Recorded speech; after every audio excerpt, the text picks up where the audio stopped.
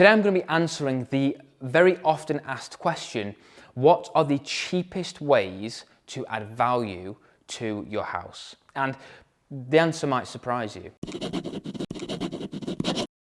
Hello and welcome back to my channel. My name is Jack. I'm a property guy. I buy and sell houses. I also run the UK's #1, the best online estate agency, HomeSpot. We cover the whole of England and Wales. So if you or anybody that you know is thinking about selling a house, make sure that you click the link in the description, book in for a call with me or with my team. We would love to be able to help you work out how you can do that and the best route for you to go down. But in the meantime, I'm going to be answering the question that I started with. Last week I got a message from a guy called Joe, and Joe said this. He asked me the question and he said, my wife and I are thinking of either refinancing or selling our house in order to buy a new property to flip.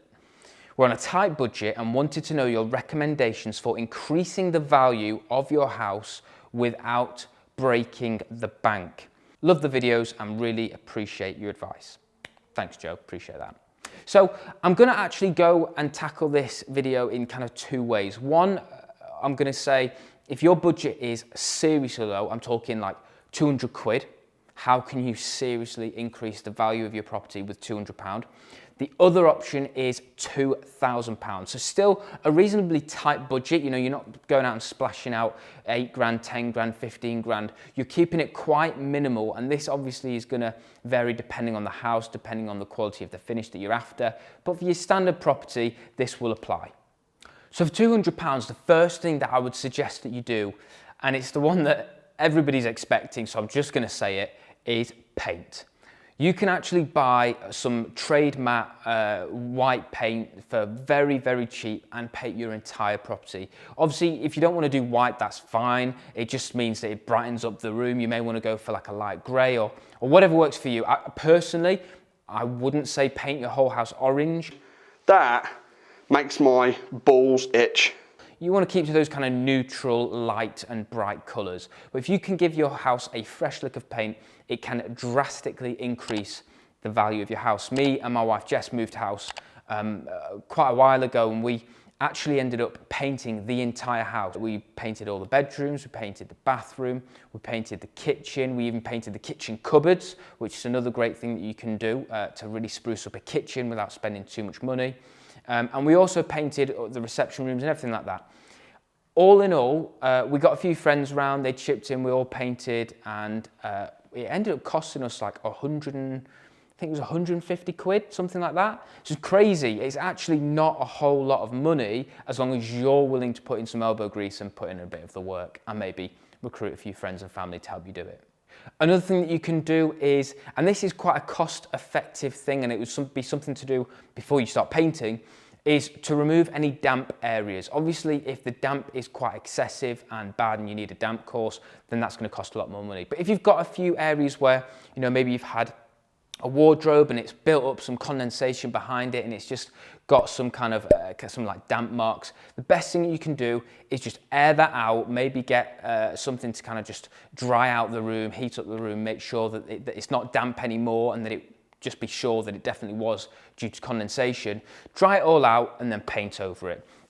Having patches of damp makes people worried. So if somebody was coming around to buy your house or value your house, there's a little bit of concern and people get a bit jumpy when it comes to damp. It's a simple fix, but actually can not necessarily add value to your house, but stop the value decreasing. And the last thing that you can do for under £200 is very simple, give it a deep clean.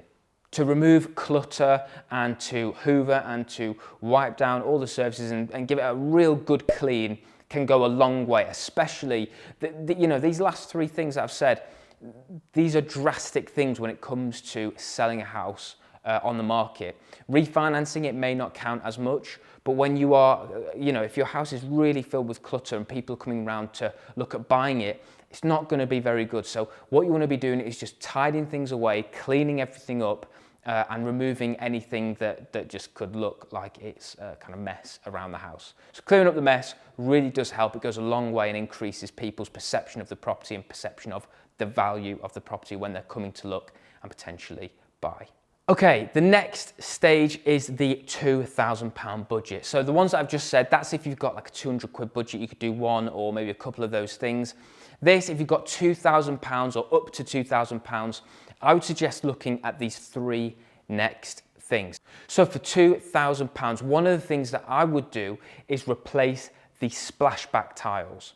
Okay, now these splashback tiles, these are the tiles that kind of run along in the kitchen behind your sink, behind the tap, behind kind of your cooking areas.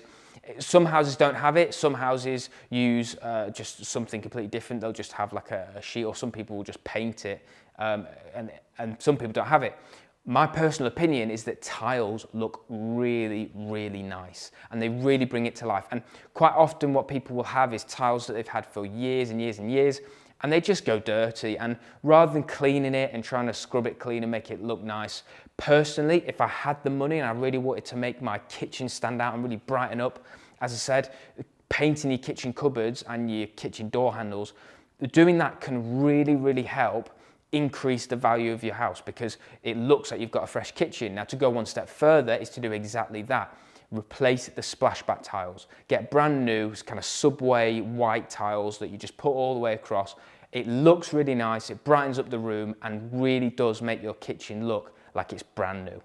The next thing that I'd do is, if my budget was in £2,000, is I would replace the front door. If you've got like an old wooden door, or if you've got a UPVC door that's just kind of dirty, maybe coming off its hinges, door handle doesn't look good, a bit flimsy, it's old and battered, what you want to do is replace that door completely. Again, it just improves people's kind of their first impressions of the property. When you arrive at a house, you see a house, you look at it, you assess it, and if you've got a kind of a battered old wooden front door, you know, people might have a set perception. But if you've got a brand new UPVC door or a fully composite door, fully composite is more expensive, but really does make your property more insulated and therefore increase the value of your property. But it's really worth getting because it means that as people arrive, they see it. When they open the door, they feel the weight of it, the quality of it, and it's brand new and it looks great and can really help increase the value of your property.